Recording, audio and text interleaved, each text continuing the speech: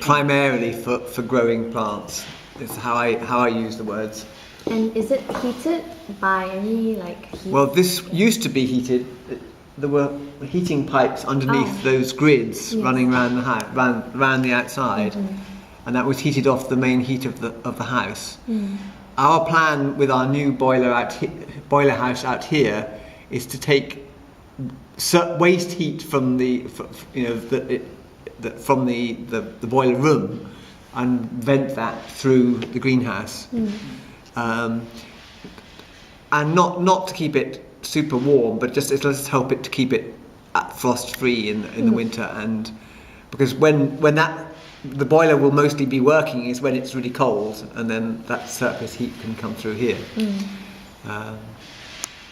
But the greenhouse in the garden is interesting because I don't know if you noticed in the wall behind it there was a big tall chimney. Yeah. Well, at the other end of the greenhouse outside there is a little small pond. But where that was used not to be a pond. It used to be a coal-fired boiler that was down in the ground, underground, and that heated. There were several other greenhouses as well, and it heated water that heated those greenhouses. But the greenhouse that is still there, that was heated by the flue, like the horizontal chimney that would runs all the way underneath the greenhouse from where the pond is, and then it goes into the chimney at the end and up the chimney. So that's how that used to be heated. So the greenhouse during the summertime, you will be more greenhouse, right? But now it's near winter time, so is a lot of greenhouse take off or what? Well, in the winter, there's only a few things we can keep growing in there, like particularly some of the Chinese and Japanese salads, like tatsai and Chinese cabbage. Yeah, all those different ones, which are great because they can cope with being frozen at night, and then the sun comes out in the day and they start growing again.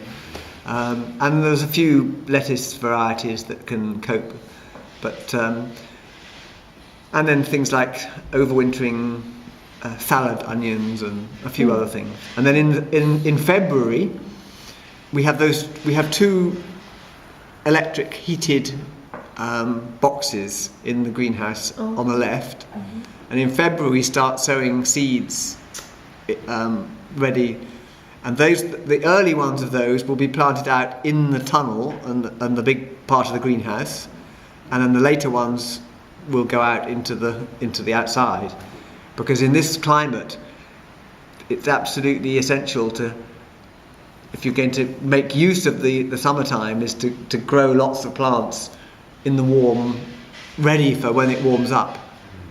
Because then things grow very well, because we have very long days, because the sun rises at 3 o'clock in the morning and sets at about 10 o'clock.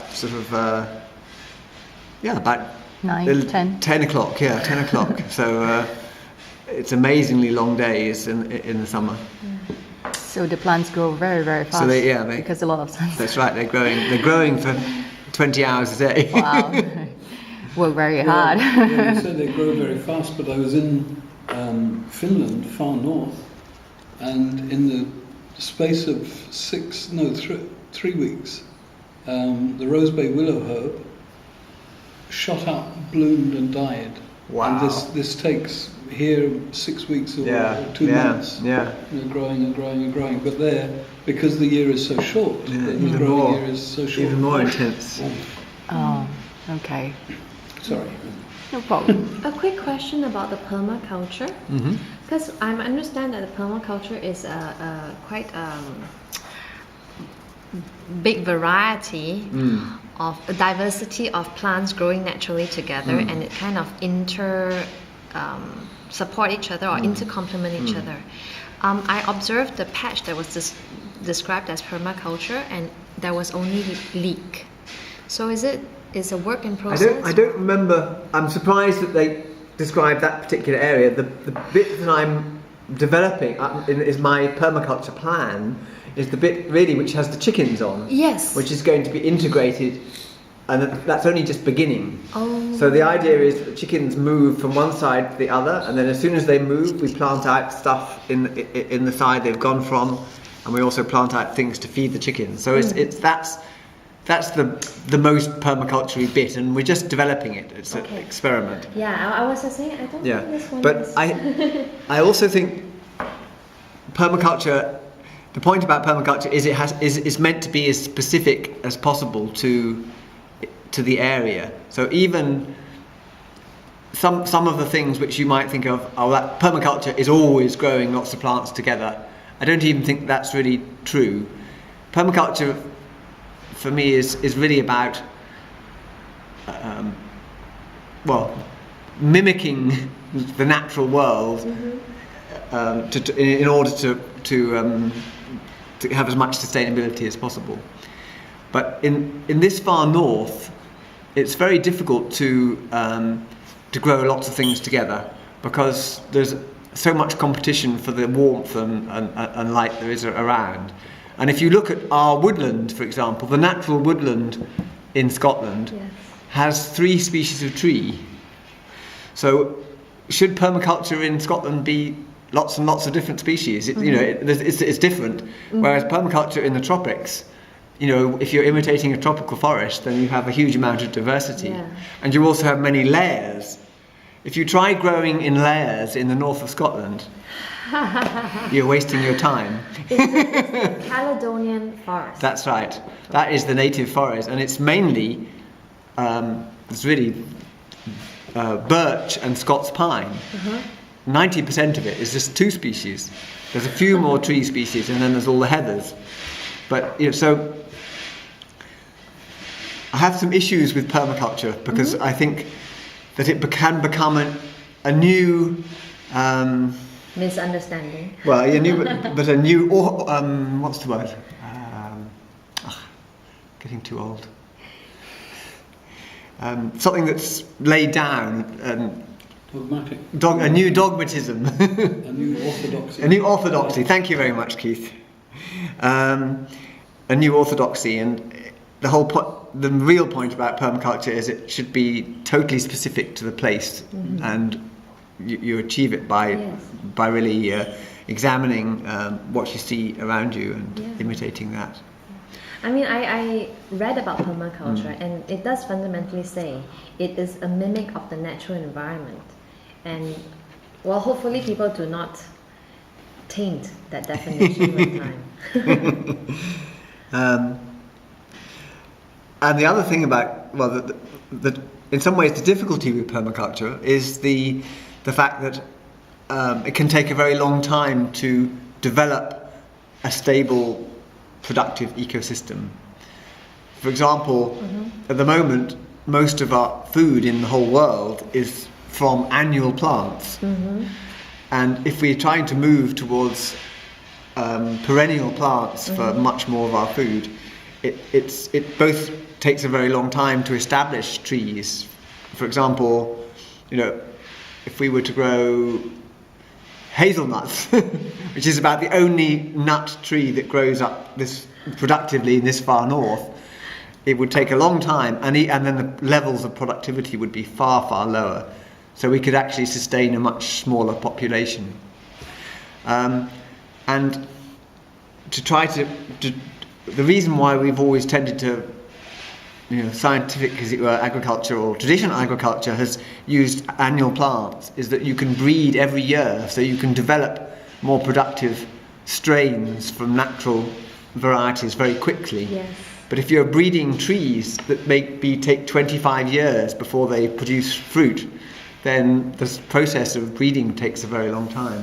Yes. So you always plant an olive orchard for future generations. Yeah, exactly. Yes. Anyway, so I'm very keen on permaculture, and because I've grown up. This has been my work all my life, producing food. I'm only in the office in my old age,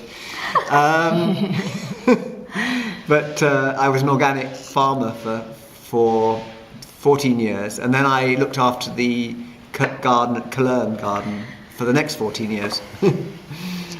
So I'm very passionate about food production, and I think permaculture is the right way to go, but I think we have to go carefully, step by step.